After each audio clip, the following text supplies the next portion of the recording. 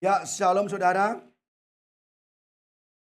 Pada hari ini ada beberapa yang tidak hadir karena ada kedukaan, maaf ya, yang meninggal kemarin.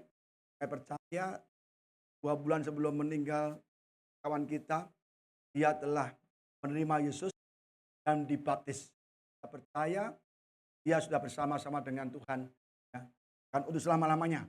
Maka pastikan hidup kita bukan hidup yang lama lagi, hidup yang baru. Kalau saudara belum dibaptis, saudara boleh daftar untuk dibaptis, dan ketika sudah dibaptis maka sudah punya Roh Kudus. Roh Kudus itu tidak bisa diterima bagi orang yang bukan percaya. Orang yang tidak percaya tidak bisa terima Kudus. Percaya dulu, terima Yesus sebagai Tuhan dan Juru Selamat dan penguasa hidup tunggal, dan dibaptis, maka Roh Kudus akan memenuhi hidup kita. Amin saudara. Kita belajar kemarin peran dan kerja Roh Kudus seri yang pertama dan yang kedua. Bagi saudara yang belum tempat untuk hadir mendengarkan khotbah mengenai Roh Kudus pasal 1 dan 2, boleh melihat di YouTube, ya, boleh melihat di YouTube GBI Heart of Christ. Saudara bisa mengikuti dari seri pertama, kedua, dan sekarang seri ketiga. Ya, saudara. Yang kemarin seri pertama adalah Roh Kudus mengisahkan dunia akan dosa, ya. Kita insaf, kita dosa insaf, kita salah sesuatu, Tuhan harus ingatkan. Dak-dikduk. Pernah nggak saudara waktu berbuat dosa, dak-dikduk, boleh nih, nggak boleh nih. Tapi kita tabrak saja. Artinya kita nggak mau diinsafkan. Banyak sekali, seringkali kita mau berbuat dosa, jangan lo, tabrak. Sampai juga banyak ditegur oleh gembala, oleh firman, oleh khotbah, jangan lo, tapi tabrak. Kalau fungsi sudah mengisap dunia, ya kita berjalan turut kehendak Roh Kudus untuk kita selamat, ya. Yang pertama, ya. Terus gini, ya, kita menerima Roh Kudus, kita bukan lagi kita yang lama, tapi ciptaan yang baru. Yang lama berlalu, maka yang baru sudah ada. Apa yang lama? Karakter-karakter yang lama, yang tidak berkenan di hati Tuhan. Karakter-karakter duniawi kita yang menentang Tuhan. Karakter-karakter cinta harta, cinta kekayaan, cinta kepopularitasan, ambisi, semua itu adalah lust. Semua itu adalah nafsu kita akan dunia ini. Dan kita itu masih hidup di yang bagian lama. Maka ketika kita terima Roh Kudus, kita percaya kita menjadi ciptaan yang baru. Semua karakter lama kita tinggalkan, memakai jubah yang putih, karakter yang baru, kasih, sabar, kemurahan. Ya, kita banyak sekali 9 karunia, penguasaan diri. Ya, penting sekali. Kalau kita hidup yang baru, nggak ada penguasaan diri, wah bahaya. Gampang emosi, gampang apapun ditabrak, saudara. Kepengen beli nggak punya uang, tabrak aja kan. Penting gesek kan. Nah, itu nggak boleh. Ya. Terus Roma, kalau kita di dalam Roh Kudus, maka kita menjadi orang yang berjalan dengan spirit Roh Kudus, ya. Dan kita kalau punya Roh Kudus, ciptaan yang baru, maka akan bertentangan sekali dengan dunia ini.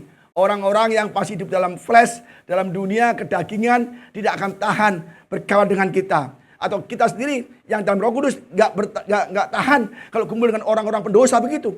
Ya nggak bisa. Karena flesh dan spirit itu selalu bertentangan. Ya, ini sudah saya katakan minggu lalu, ya, 2 minggu lalu. Pada daging, ya, nyata semuanya. Maka semua baca sendiri, nanti saudara sudah ulangi baca di YouTube kita. Ya, kita nggak bahas karena sudah 2 kali. Nah ini, janganlah kamu mengasihi dunia dan apa yang ada di dunia. Jadi kalau engkau orang mengasihi dunia, maka kasih Bapa akan kasihan Bapa tidak ada pada orang itu, ya. Apa keinginan daging, keinginan mata, keangkuhan hidup bukanlah berasal dari Bapa, melainkan dari dunia. Jelas, kalau orang mikirnya kaya, ya, mobil mewah, emas semua, pokoknya menghura-hura, tinggal dunia, tidak mau ibadah, tidak mau komsel, tidak mau baca firman, itu kita, saya yakin bahwa kasih Bapa tidak ada pada kita. Kasih Bapa apa? Roh Kudus tidak ada pada kita. Roh Kudus tidak ada, yang adalah roh dunia semua. Kita pikirkan, kita lakukan, kita ucapkan, semua bukan dari firman, tapi dari dunia. Dan itu adalah musuh Tuhan. Dan kalau saudara masih dalam dunia, pikirannya dunia, semua dunia, uang semua, saudara nggak masuk surga. Ya, karena tidak ada Roh Kudus yang memimpin hidup saudara. Yang kedua, Roh Kudus sebagai meterai kepemilikan. Ya, ini sudah kemarin. Kalau kita punya Roh Kudus, kita dimeteraikan oleh Roh Kudus sendiri untuk menjagai kita ya sebagai milik Allah. Ya, tadi saya jelaskan kalau kita punya anak, ya kan, kita menjaga anak kita dari bahaya, dari kelaparan, dari apapun kita jagai, karena kita anak Allah, ya. Kita refresh dulu dikit-dikit ya.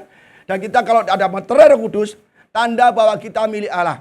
Dan Allah adalah Bapak kita anaknya. Kalau Allah Bapak kita adalah Allah yang Maha Kuasa, enak nggak? Enak. Kalau Allah atau Tuhan kita jadikan Bapak kita best friend, bestie, ya pasti kita apapun yang diperlukan, pasti Bapak yang baik memberikan anak-anaknya. Kalau Bapak yang jahat di dunia pun bisa memberikan yang terbaik, apalagi Bapak di surga, pasti diberikan. Maka pastikanlah bahwa kita sudah menjadi anak-anak Allah. Di gereja, ya, dibaptis pun belum jaminan kalau kita menjadi anak Allah. Kenapa? Dibaptis masih hidup dalam dunia, masih hidup secara duniawi, hidup materialistis, mengejar kekayaan, kesuksesan. Percuma saudara.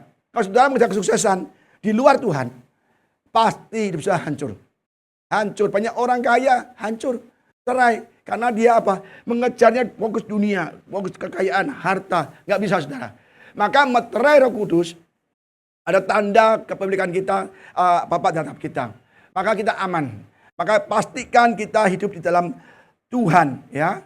Amin saudara ya. Kita juga nggak bahas lagi, sudah. Ini ya, keinginan daging berlawanan dengan keinginan roh. Keinginan roh berlawanan dengan daging jelas. Kalau saudara berjalan di dalam roh, saya nggak tahan melihat teman-teman saudara yang hidup dalam daging. Kalau saudara masih di daging, saudara juga nggak tahan bersama dengan orang-orang yang di dalam roh. Maka terang dan gelap tidak pernah berbuat bersatu. Ya, maka pastikan saudara hidup di dalam roh supaya saudara benar-benar bisa dipimpin oleh Kudus. Dan maka kalau pimpin Kudus dia punya kasih, sukacita. Nanti akan saya khotbahkan secara seri satu ini semua khotbah dan hikmat pengetahuan semua ini karunia Roh Kudus diberikan untuk kita yang percaya, ya. Dan ini juga ya hari-hari terakhir, hari-hari ini banyak orang jahat. Banyak orang jahat. Pembunuhan secara kejam, anak muda bunuh secara kejam. Aduh saudara, perampokan, ya. Pokoknya hidupnya kayak Sodom Gomora. Ini hidup yang jahat sekali. Tapi kita harus pergi dari mereka. Kalau kita anak-anak Tuhan, anak terang, pergilah kamu, hai umatku. Ya, jauhilah mereka itu. Pergilah kamu, hai umatku, pergilah daripadanya supaya kamu jangan mengambil bagian dalam dosa-dosanya. Dan supaya kamu jangan turut ditimpa malapetaka-malapetanya. Sodom dengan Gomora juga demikian. Jadi kita kalau di dalam Kristus Yesus, jauhi orang-orang yang kira-kira punya potensi untuk menjatuhkan iman kita, untuk membuat kita jauh dari Tuhan. Di akhir zaman, Tuhan akan datang segera. Pastikan itu. Yang ketiga yang kita bahas hari ini, ya, Roh Kudus memberi kuasa kepada kita. Ya, kalau ini nggak saya skip karena sudah belum pernah kita ajarkan kan. Seri ketiga ya. Kisah Para Rasul 1 ayat 8. Tetapi kamu akan menerima kuasa kalau Roh Kudus turun atas kamu. Dan kamu menjadi saksiku di Yerusalem, di seluruh Yudea dan Samaria dan sampai ke ujung bumi. Ya. Jadi Yesus sebelum naik ke surga dia ngomong murid-muridnya, kamu akan menerima kuasa kalau Roh Kudus turun ke atas kamu. Kamu menjadi saksiku. Ya. Jadi mengapa Yesus memberikan kuasa? Supaya murid-muridnya bisa menjadi saksi. Kuasa itu memperlengkapi pelayanan murid-muridnya. Kuasa apa? Untuk menginjak kepala ular, ya, iblis, ya, menginjak kepala jengking, untuk menahan kokatan musuh. Supaya kita bertempur dengan musuh kita yaitu iblis, kita menang. Karena waktu itu memang sangat berat sekali bagi orang Kristen. Abad pertama itu banyak aniaya saudara. Maka kalau nggak ada Roh Kudus, murid-muridnya kocak-kacir. Bahkan ketika Yesus ditangkap pun di Getsemani, semua muridnya kocak-kacir, lari semua. Tapi Yesus disalib pun lari semua, sembunyi semua. Baru Yesus bangkit, ya kan, dan mengenalkan dirinya, itu pun masih nggak percaya semua murid-muridnya. Tapi ketika percaya dan dia berjanji akan mengirim penolong kalau dia naik ke surga, supaya dia dikuatkan, tidak dibiarkan sendirian, dan untuk apa? Menjadi saksi. Jadi kuasa itu nggak cuma-cuma. Tidak hanya untuk gagah-gagahan. Kuasa itu supaya kita bisa menjadi saksi. Ya. Maka Petrus ketika dia ada Roh Kudus, dia menjadi apa? Berani. Ya, menjadi berani untuk melawan, untuk apa namanya? Untuk berhadapan dengan ahli Taurat, orang Farisi, imam kepala tentara Romawi. sangat berani. Sebelumnya dia nggak berani, dia pengecut. Aku bisa mati untuk Tuhan. Aku berani mati untuk Tuhan. Tapi ketika ditangkap dia menyangkal Tuhan. Kenapa belum ada Roh Kudus? Ketika Yesus mati, naik ke surga, dunia ini kosong. Tidak ada Tuhan Yesus, Roh Kudus belum turun. Lah kan, dia akhirnya Yesus ditangkap, dia nggak ada Roh Kudus dalam hatinya. Maka dia nggak kuat. Tapi begitu Yesus naik ke surga, memberikan Roh Kudus bahwa dia berani. Sampai orang tuh heran. Ahli Farisi dan orang Romawi dan imam kepala. Ini orang biasa nih, nelayan nih. Kok bisa berani begini? Kok penuh hikmat? Karena Roh Kudus. Jadi Yesus ditangkap, dia dipisahkan dari Yesus, dia nggak bisa apa-apa. Menyangkal. Ketika diberikan Roh Kudus bahwa dia berani, saudara. Jadi ya, maka Kisah Para Rasul 1 ayat 45, pada suatu hari ketika ia makan bersama-sama dengan mereka, Yesus melarang mereka meninggalkan Yerusalem dan menyuruh mereka tinggal di situ menantikan janji Bapa. Yang demikian katanya, telah kamu dengar daripadaku sebab Yohanes membaptis dengan air, tetapi tidak lama lagi kamu akan dibaptis dengan Roh Kudus. Kenapa Yesus melarang murid-muridnya keluar dari Yerusalem sebelum menerima Roh Kudus? Karena kalau dia keluar dari Yerusalem, dia menginjil, dia beritakan firman Tuhan, pasti akan dianiaya dan mereka akan menyangkal semua. Menyangkal semua. Tanpa Roh Kudus dalam hati murid-muridnya, mereka akan menyangkal semua. Maka begitu dia ada Roh Kudus masuk, dia menginjil di mana-mana. Bahkan di luar Yerusalem. Apa terjadi? Ada di India, di Ethiopia, di mana. Dan apa terjadi? Murid-muridnya semua mengalami aniaya berat. Dia disiksa sangat berat dan mati dengan iman yang kuat. Kenapa? Holy Spirit. Punya kuasa Holy Spirit. Keberanian untuk menginjil. Keberanian untuk menderita. Keberanian untuk dianiaya karena nama Yesus. Kalau kita hanya berani disinggung marah. Oh, saudara berterima kuasa. Muridnya pelayanan bukan di marah-marah, bukan difitnah, bukan diludah, itu enteng kecil. Ditarik itu muridnya. Dari batu-batu tarik kuda. Ada di slide terbalik, ada yang digoreng, tapi diselamatkan. Ada yang dibelah, ada yang ada yang tusuk, ada yang pokoknya ngeri semua. Saya baca tuh ngeri, ada dipancung, ada dijatuhkan dari bumbungan bait Allah, dijatuhkan. Saudara gimana? Saudara kalau disinggung aja marah. Saudara baru dibawa ke atas, udahlah kita damai saja. Masih ada hari esok, damai saja. Saya mau melihat mentari besok, damai ayo damai. Gak bisa. Itulah fungsi Roh Kudus, berikan kuasa. Kuasa untuk berani menanggung penderitaan. Kuasa bahkan untuk mengasihi sesamanya. Rela mati untuk mereka. Supaya mereka diselamatkan. Penting sekali. Karena Roh Kudus adalah Yesus sendiri. Dalam pribadi ketiga. Dia naik, dia memberikan Roh Kudus dalam pribadi ketiga. Dia menguatkan kita. Maka kalau kita ibadah sering marah-marah, berantem, sering pemecah belah, sering bolos-bolos, sering gak serius. Apalagi main HP, ngantuk. Aduh saudara, jangan deh saudara. Karena saudara tidak ada Roh Kudus loh. Karena itu setannya, duniawinya lebih kuat di dalam hidup saudara. Saudara ditutupi firman, dengan telinga mata ditutupi semua. Supaya tidak mendengar. Saudara punya hati menjadi hati yang keras. Hati yang berbatu-batu. Ya. Kenapa? Nggak punya Roh Kudus. Oh, kalau punya Roh Kudus, jangankan ke bawah 40 menit. Sejam, 2 jam pun kita betah. Wah, kok cepat men ya? Wah, baru 2 jam khotbah sudah selesai. Nah, tapi kalau kita nggak punya Roh Kudus, kita mata, telinga ditutup semua. Kita khotbah lihat baru setengah jam, wih, kok lama banget, nggak kelar-kelar ya. Nah, itu orang yang mudah diombang-ambingkan, mudah yang dihancurkan, mudah stres, mudah depresi, mudah murtad. Murtad. Karena tidak punya kuasa Roh Kudus. Pak kalau dibaptis yes. Tapi dia tidak mau hidup yang baru. Artinya dia hanya baptis sebagai agamawi saja. Tapi hatinya belum dibaptis. Hatinya belum disunat. Gak bisa. Maka pastikan hidup kita sekarang ini benar-benar hidup yang baru. Dibaptis adalah awal kita menerima Roh Kudus. Awal menerima Yesus. Yes. Tapi dalam perjalanan itu, apakah Roh Kudus selalu menemani kita? Apakah Roh Kudus memimpin kita? Apakah yang awan, yang api itu memimpin kita dari kegelapan, dari dosa, dari Mesir menuju ke tanah Kanaan atau surga? Hidup di dunia itu sangat berat. Sangat-sangat berat. Tanpa Roh Kudus gak bisa. Benar saudara. Banyak godaan. banyak pencobaan, banyak iming-iming harta, kekayaan, ketenaran, banyak sekali godaan. Itu daging semua, dan kalau itu dan daging klop. Tapi kalau itu banyak Roh Kudus, bertentangan, kita stres. Berat, aduh Roh Kudus, ini enak Tuhan, duitnya banyak Tuhan, aku bisa kaya Tuhan. Ya, tapi gimana ini Roh Kudus nahan-nahan, jangan. Yang satu, iya, jangan.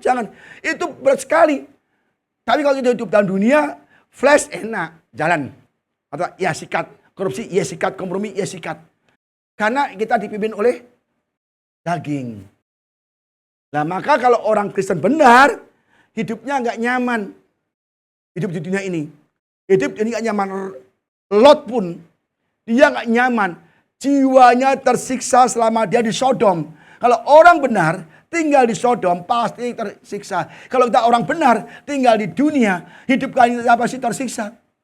Maka Roh Kudus berikan kuasa untuk menguatkan kita. Maka begitu dikuatkan, maka apapun yang kita hadapi dunia ini, kita tetap berdiri teguh.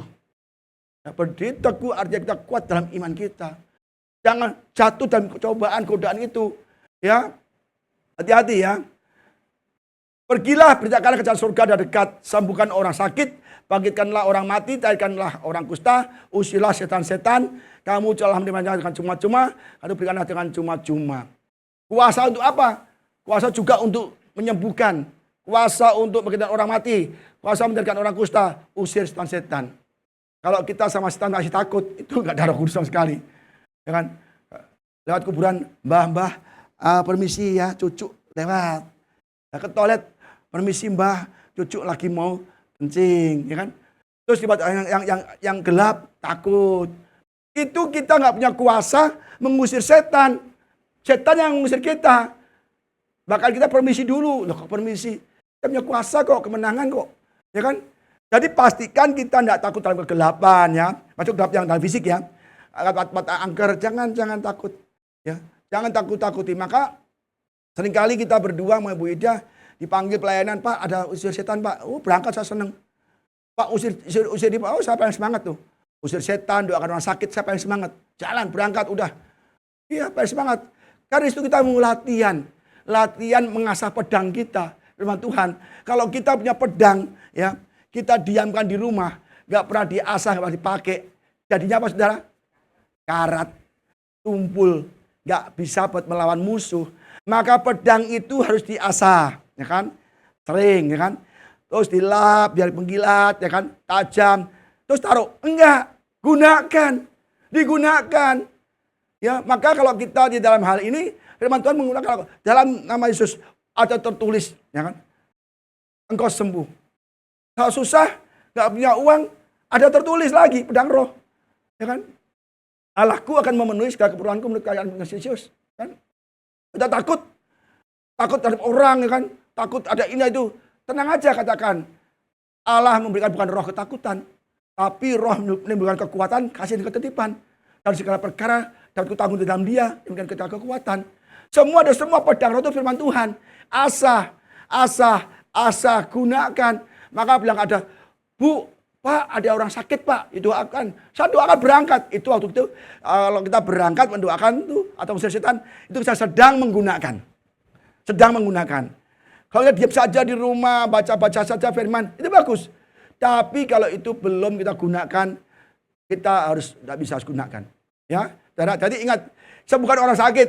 Maka ada orang sakit, ya kita ada tim, ya kan tim Pak Yusuf bisa ajak timnya mendoakan orang sakit, jemaat sakit, siapapun mungkin tetangga, siapapun mungkin yang nggak seiman, apapun, semua orang itu berhak layak terima keselamatan, terima Yesus. Maka kita gunakan pedang itu untuk bertempur melawan kesakitan, kekurangan, masalah ekonomi, masalah keluarga, rumah tangga. Kita maju doakan, ya. Dan kamu telah menemukan cuma-cuma. Jangan kalian berikan cuma-cuma, jangan terus nagih duit. Pak, saya doakan Pak, mana PK-nya? Ya nggak boleh. Karena kita diberi Tuhan cuma-cuma. Kalau ditagih Tuhan nagih juga loh. Darahku tak kasih kamu loh. Mana? Bayar. Nggak bisa. Ya banyak loh orang kalau habis mendoakan gitu ngasih rekening, nggak boleh ya. Yang nggak ada di sini nggak boleh ya, nggak boleh. Jadi jangan sampai kita dipanggil mendoakan atau menengok orang sakit atau musuh setan. Motivasi kita, wah cuan nih, Kang Dao nih. Ini ada rezeki. Nggak boleh. Jelas sekali, terima cuma-cuma, berikan cuma-cuma. Ya, karena kita sudah tebus darah Yesus. Itu kuasa disaksi. Nah, kuasa kita saksi kita, Tuhan memberikan perkataan kita, bersaksi. Tapi orang itu bisa terima Yesus kan? Nah, Matius 12 ayat 28, tapi jika aku mengusir setan dengan kuasa roh Allah, maka sesungguhnya kerajaan Allah sudah datang kepadamu. Apa kerajaan Allah? Roh Kudus, kebenaran, firman Tuhan. Jadi firman Tuhan, kuasanya, Roh Kudusnya sudah pada kita. Jadi kita berani dan kita harus benar-benar jangan takut mengusir roh-roh jahat ya. Maka saya senang sekali kalau ada orang, Pak tolong doakan. Saya paling semangat. Paling semangat saudara, paling semangat. Karena saya benar-benar ingin menggunakan pedang roh. Itu firman Tuhan yang harus kita terus gunakan ya. Maka kita kalau di dalam Tuhan, kita akan berapi kekuatan. Kalau kita di dalam roh nih, iblis lihat kita seperti ini. Ada api. Banyak orang kesaksian ketika dia doa, ya kan? Orang itu mau nyerang, mau nyantet orang itu. Itu dikirim santet, dia kembali kepada pengirimnya. Pak, saya nggak bisa santet orang ini. Orang ini penuh api. Apinya besar, saya nggak bisa lihat. Nggak bisa serang. Kalau orang penuh Roh Kudus, dia berjalan tiap hari untuk tetap bernyala apinya. Itu setan lihat kita seperti ini. Dan kita sebagai prajurit Tuhan kita seperti ini. Di alam roh, kalau kita ada Roh Kudus, kita seperti ini. Pakai tameng, pakai baju sirah, pakai pedang, pakai kasut, siap berperang. Jadi kita tuh benar di dalam roh ini kita seperti ini. Ya. Dan kita diserang oleh orang kan, yang nyerang adalah Spirit kita, Roh Kudus yang menangis semua serangan iblis. Dan kita punya kuasa juga seperti Yesus menyembuhkan. Enak saudara. Jadi kita kalau punya Roh Kudus, apapun bisa kita lakukan ya untuk kemuliaan Tuhan ya saudara. Kita contoh waktu Petrus belum terima Roh Kudus sama sebelum sama yang sesudah terima Roh Kudus. Kita lihat slide-nya ini. Ya ketika Petrus belum terima Roh Kudus, dia nggak bisa apa-apa, ya kan? Sekarang ketika dia punya Roh Kudus, ketemu orang lumpuh, kita lihat katanya. Kisah para rasul ke arah rasul ya, 3:6-7. Tetapi Petrus berkata, emas dan perak tidak ada padaku. Dia tidak punya, dia tidak kaya. Tidak punya emas, dia miskin, ya kan? Tetapi apa yang kupunya, kuberikan kepadamu. Apa yang punya? Roh Kudus, nama Yesus. Roh Kudus, firman, kuasa yang ada pada Petrus. Apa yang kupunya, kuberikan padamu. Demi nama Yesus Kristus orang Nazaret itu berjalanlah.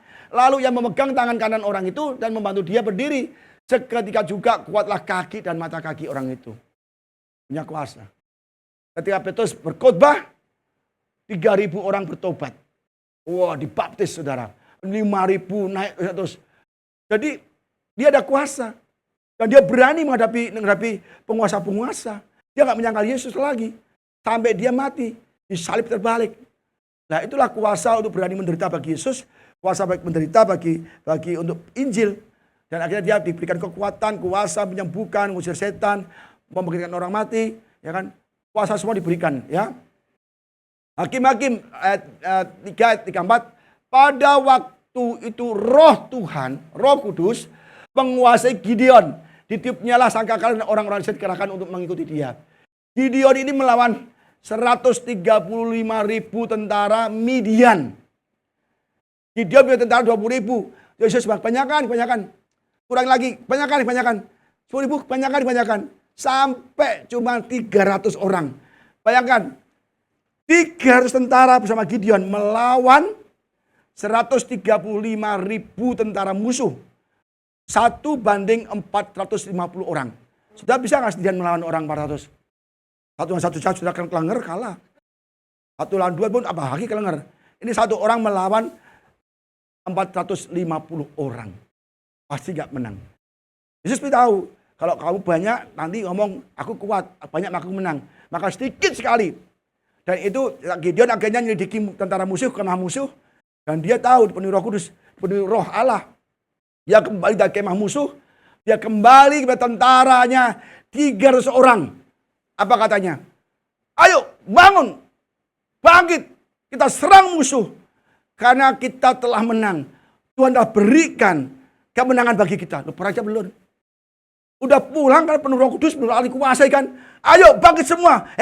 Prajuritku, kau seorang musuhnya banyak. Ya, bangun. Dia nggak bilang, ayo bangun, bangkit perang. Mudah-mudahan kita menang. Mudah-mudahan kita nggak mati. Mudah-mudahan kita nggak kalah. Karena dia banyak, kita sedikit. Mudah-mudahan enggak. Ayo bangkit, kita bangun lawan mereka. Karena Allah telah berikan kita kemenangan atas mereka. Gideon berperang bukan untuk mendapatkan kemenangan. Tapi Gideon perang dari kemenangan. Dia menang dulu, dia yakin dulu bahwa Tuhan berikan kemenangan, Roh Kudusnya, baru dia perang untuk memanifestasikan nyata. Dia perang bukan untuk cari kemenangan, tapi perang dari kemenangan. Kita sudah menang di dalam Kristus Yesus. Amin. Kita sudah, oleh darah Yesus kita sudah menang atas iblis. Kita bukan melawan kekurangan kita, melawan apa yang kita hadapi, tapi kita melawan untuk dalam kemenangan kita, dari kemenangan kita, bukan untuk menang, bukan. Kita sudah menang. Lawan iblis, kalau masalah kita sudah menang.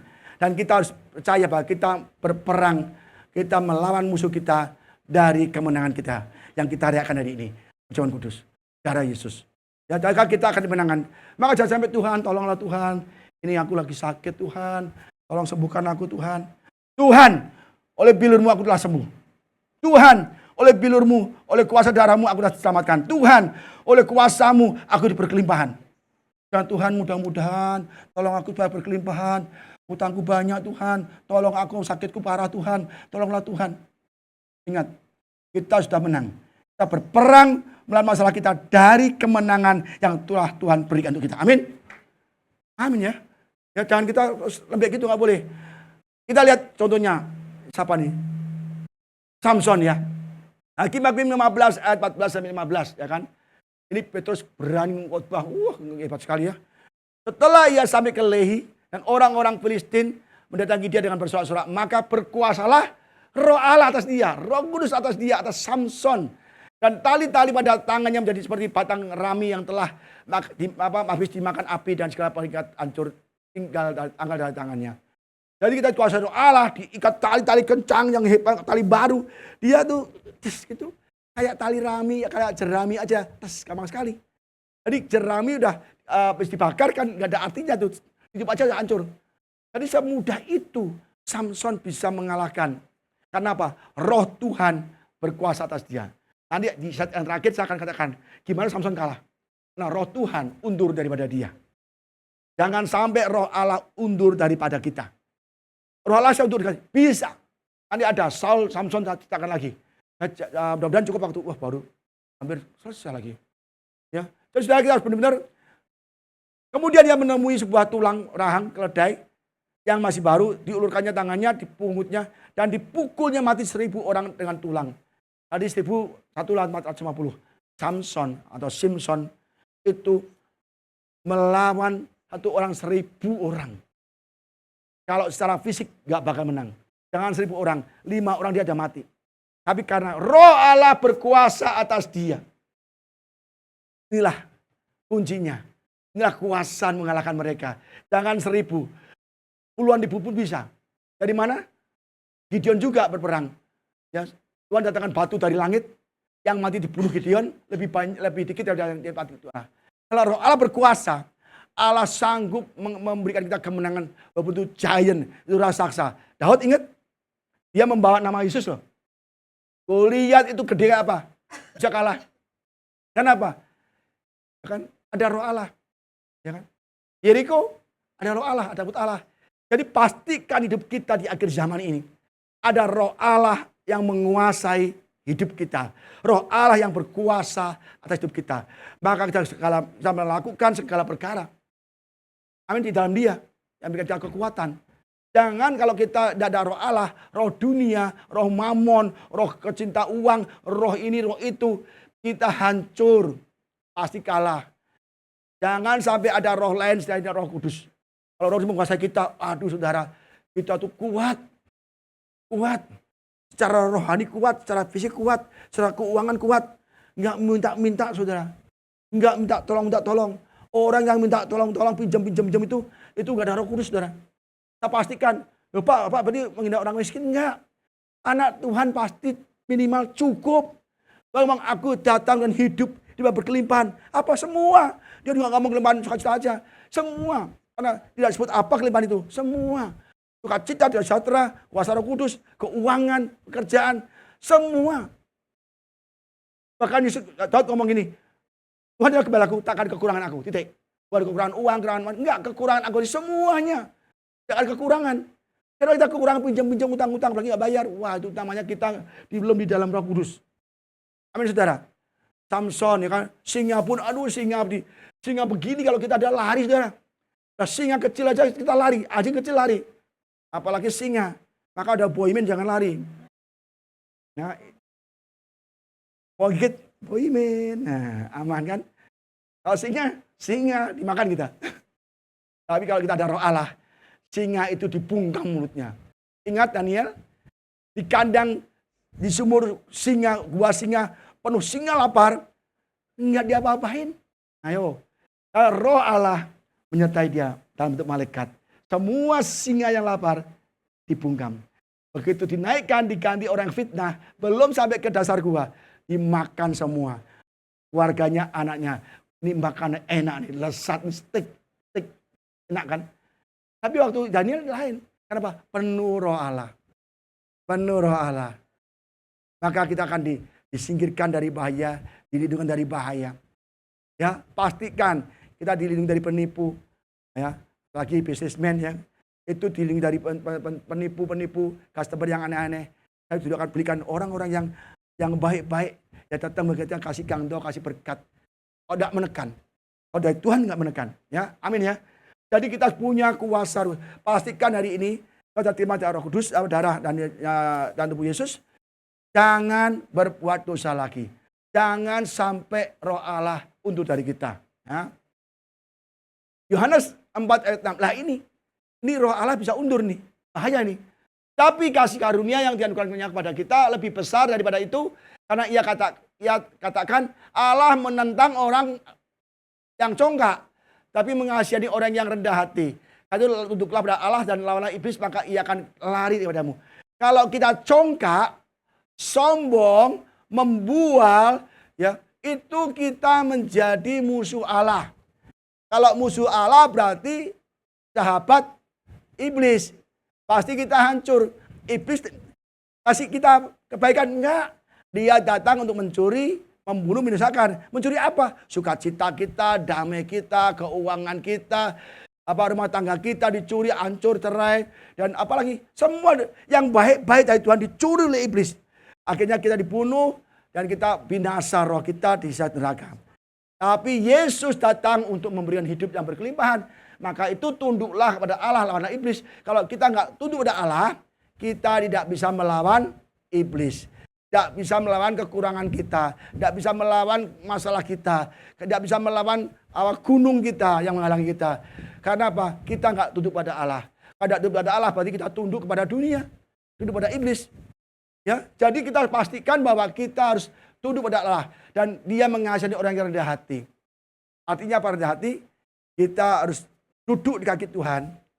Tuhan, aku berserah pada Engkau. Aku ternyata adalah orang yang lemah. Engkau berkata, di luar aku, engkau tak bisa berbuat apa-apa.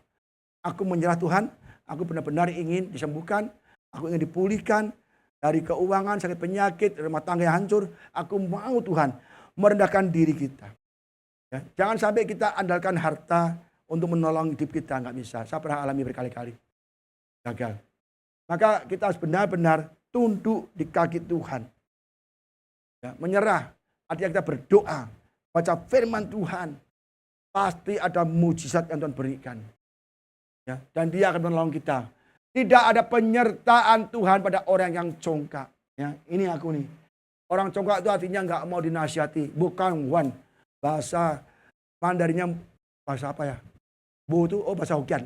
Bukan wan. Bukan wan, bojai akhirnya kan. Jadi benar-benar kalau kita orang yang congkak itu nggak boleh dinasihati, dia paling benar, ya, dia pokoknya merendahkan orang lain congkak, itu meninggikan dirinya. Itu adalah roh Lucifer. Lucifer itu dari awal meninggikan dirinya.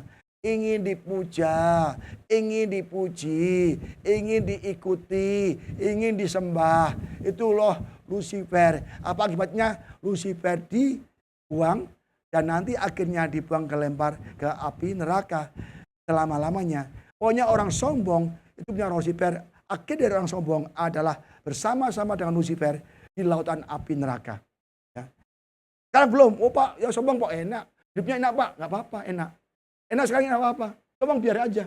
Tapi endingnya nanti, untuk selama-lamanya kekekalan kita akan di neraka. Maka pastikan jangan sombong. Kalau kita malam ini diambil Tuhan gimana? Kan? Kemarin saya ke Semarang, kakak ipar saya sakit, meninggal. Ya. Kemarin juga ada, jemaat kita meninggal. Kalau kita hidupnya di dalam dosa, bagaimana kita nanti? Sombong. Waduh saudara, selama-lamanya. Seperti orang kaya, sombong. Orang miskin Mas harus ya kasih makan. Tolong dong kasih makan. Enggak, nunggu telur saya gelinding satu, kamu makan aja. Apa jatuh dari meja makanku, kamu ambil. Ya kalau jatuh. Kalau nggak jatuh-jatuh gimana? Gigit jari lah dia. Dia orang kaya sombong, orang miskin dihina. Ada makan, kita makan mewah, di luar tempat dia ada orang-orang miskin. Dihina, nggak kasih makan. Lu orang miskin, nggak layak lu. Lu mau makan, ntar tunggu gua makan, kepleset. Sendok saya jatuh, ada satu, ambil aja makan. Nah, tapi endingnya gimana? Yang kaya masuk neraka selama-lamanya. Yang Lazarus orang miskin masuk ke surga. Firdaus. Ya. Hati-hati, tidak ada penciptaan orang. Dan orang yang tidak ada penciptaan dalam Tuhan, tidak ada roh Tuhan, dia mudah dikalahkan, mudah depresi. Kalau uangnya habis, kalau dia sakit, kalau dia ada masalah apapun, itu paling mudah dia murtad. Kenapa? Tidak ada roh Allah. Ya. Kalau ada roh Allah, apapun yang kita alami saat ini, kita bertobat. Maka Tuhan akan memberikan kekuatan bagi kita. Amin saudara. 1 Petrus 5:8-9 ya, sadarlah dan berjaga-jagalah, lawanmu si iblis. Lawanmu bukan tetangga kamu, bukan orang di sebelah kamu, bukan teman kita, bukan warga kita, bukan siapapun. Tapi lawan kita adalah iblis. Ini kata Paulus kan, apa Petrus kan? Berjalan keliling. Nah, lantas berjalan keliling, bersinga yang mengamuk dan mencari orang yang dapat ditelannya. Orang yang dapat ditelannya adalah orang yang tidak punya Roh Kudus. Orang yang ditelannya adalah orang yang tidak punya firman dalam hatinya. Yang tidak pernah beribadah, tidak pernah berdoa, tidak pernah baca firman, tidak pernah intim melakukan firman Tuhan atau intim dengan Tuhan, itu orang yang mudah ditelan. Sebab iblis selalu mengiringi. Ya. Mana kita ada iblis, wah ini lamanya mana nih? Lamanya mana? Dia masuk. Berat, wah ini cinta uang nih, kasih uang pasti murtad nih. Wah ini cinta apa? Pasti murtad. Kita akan dikasih. Wah ini pengen tenar nih. Pada dia sombong, dipuji-puji, kasih banyak view, banyak subscriber, banyak apa lagi, like, ya kan? Tahulah dia dengan iman yang teguh. Sebab kamu tahu bahwa sama saudaramu di seluruh dunia menanggung penderitaan sama. Kita semua seiman menanggung penderitaan yang sama. Artinya musuh kita orang beriman adalah iblis. Menggocok ekonomi kita, pekerjaan kita, rumah tangga kita, pernikahan kita, kesehatan kita, sama, masa sama. Iblis memberikan hal-hal yang tidak baik. Tapi katakan lawanlah dia dengan iman yang teguh. Dengan perisai iman, bukan iman sekecil. Itu enggak, iman yang teguh. Iman sebesar biji sawi itu hanya Tuhan ngomong dalam konteks untuk pertumbuhan iman. Iman artinya bisa bertumbuh dari kecil sampai besar. Ya kan? Makanya Yesus ngomong waktu di kapal, mengapa imanmu kecil? Tuhan tolong kita binasa, kita tenggelam. Mengapa iman kecil? Ye a little faith. Loh, iman kecil kita bisa memindahkan gunung. Nggak bisa. Itu gambar bahwa Yesus sedang ngomong bahwa iman itu bisa bertumbuh.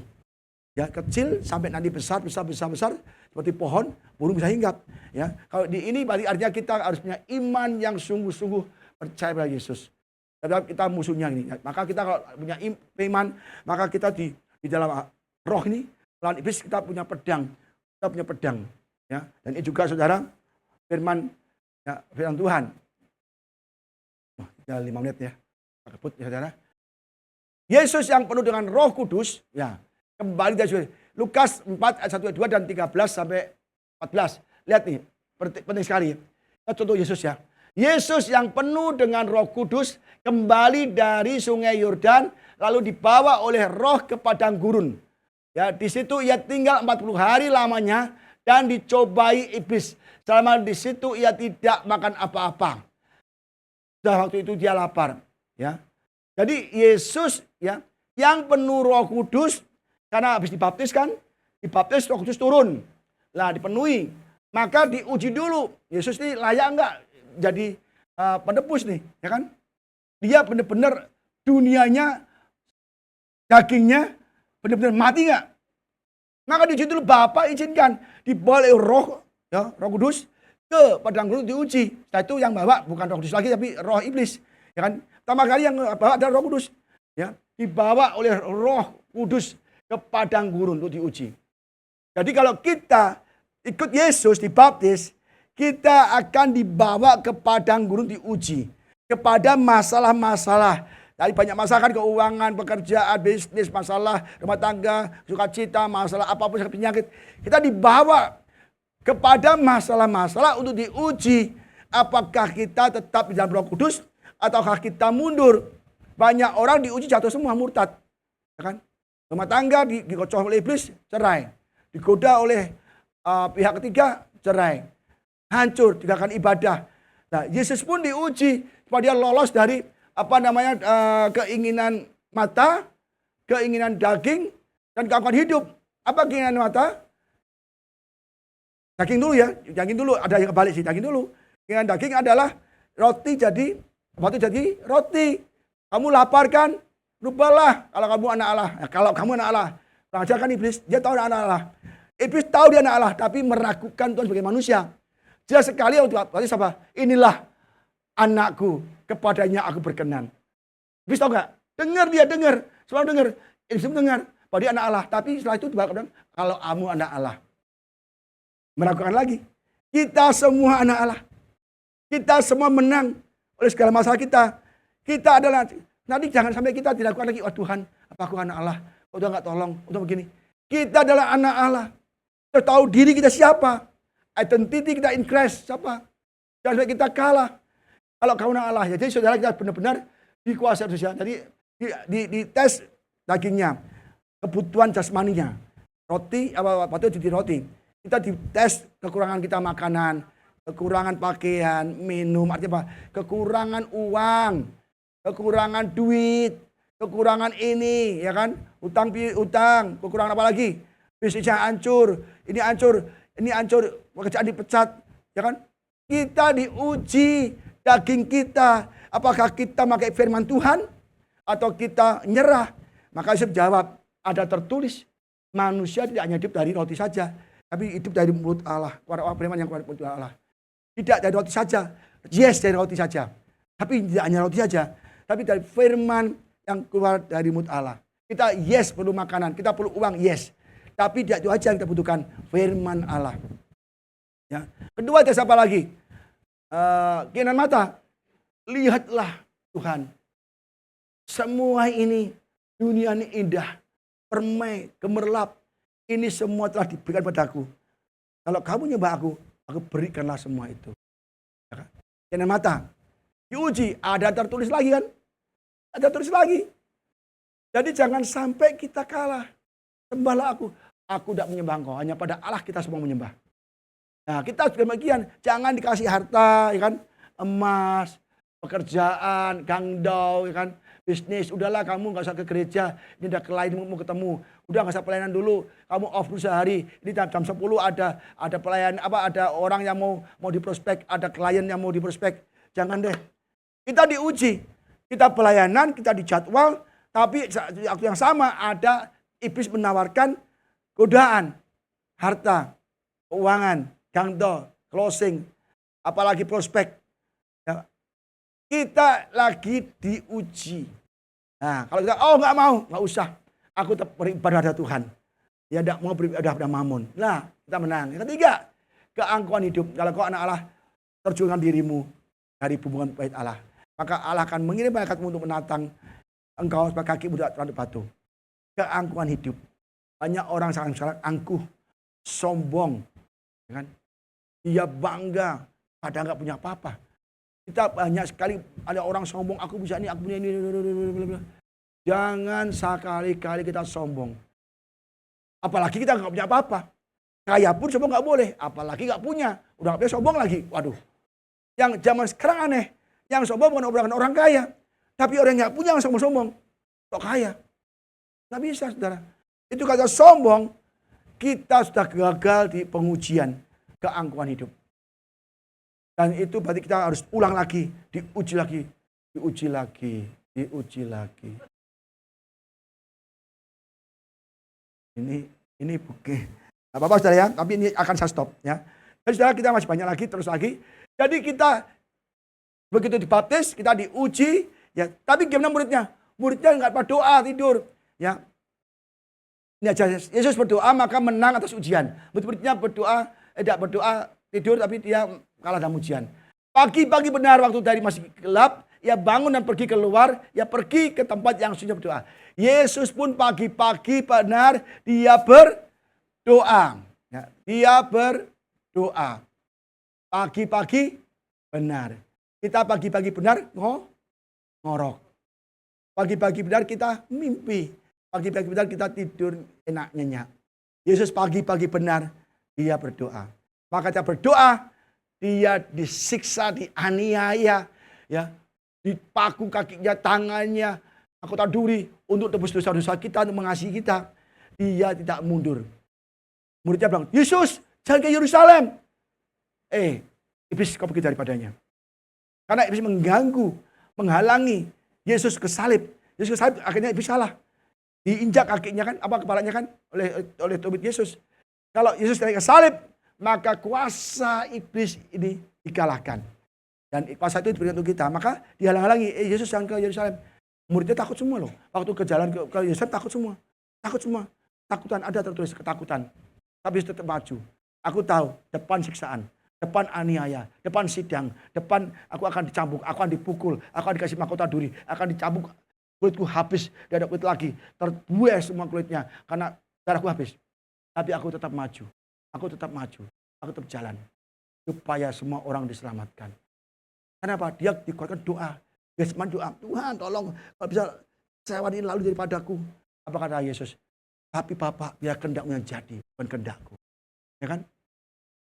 Yesus nggak mungkin, aduh depan nih siksaan, depan nih salib, udahlah Bapak aku pulang aja. Nggak begitu kan? Udah Bapak pulang aja. Kita baru dianiaya sedikit aja, disiksa sudah nggak karuan. Ya maka di sini pengerja Kristus di tempat ini harus tahan uji, tahan aniaya, tahan cemoohan, tahan fitnahan, tahan amarah orang lain. Ya tahan. Maka kamu sudah bisa bilang, ku mau sepertiku Yesus. Amin. Yang terakhir nih ya, ada masih banyak. Matius 26 ayat 41, setelah ia kembali, ya, ini dulu. Ya. Sudah iblis mengakhiri semua perjumpaan itu, ia mundur daripadanya dan menunggu waktu yang baik. Ya. Yesus, iblis mengalahkan, iblis dikalahkan kan? Tapi dia mundur dari Tuhan, tapi dia menunggu waktu yang baik apa? Murid-muridnya yang disiksa, yang digoda, yang diuji. Jadi gak nguji Yesus lagi karena udah kalah, dia mundur. Waktu yang baik apa? Ya aku kalah sama engkau Yesus. Lihat aja anak buahmu, anak-anakmu yang akan kau bawa ke surga. Akan aku tes seperti Yesus tes. Kita akan mengalami testing seperti Yesus alami. Aku kalah sama engkau Yesus. Tapi anak-anakmu belum tentu. Itu anakmu yang gak ke gereja, yang sering ngantuk di gereja, main HP gereja. Itu makananku, itu mangsaku. Itu yang gak pernah ke gereja, yang selalu ngobrol, yang selalu dugem. Itu mangsaku yang empuk. Jadi Yesus yang dikalahkan, dia balas dendam, nunggu waktu baik. Anak-anaknya Yesus, kita orang percaya digoncang, diserang dengan ujian yang sama.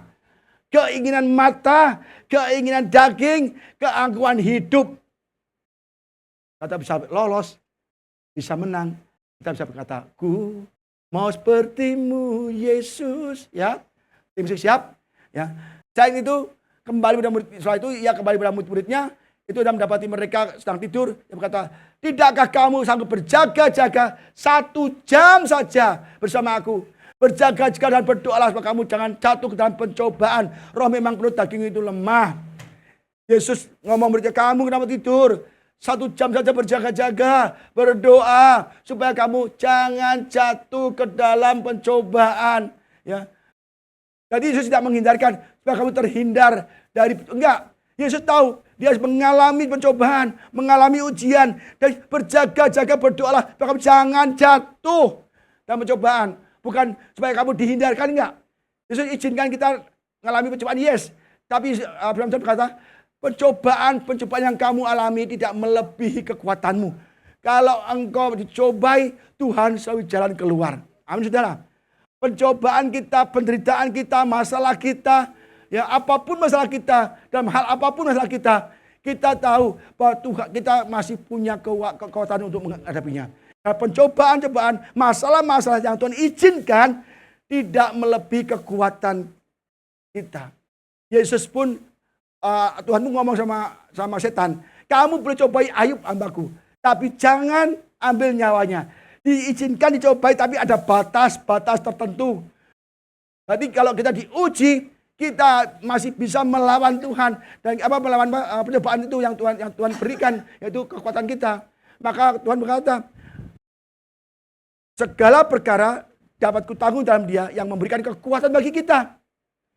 Jadi kita punya kekuatan untuk masalah kita, ya. Jadi kita sanggup berdoa dan berdoa. Maka iman kita akan timbul, ya kan?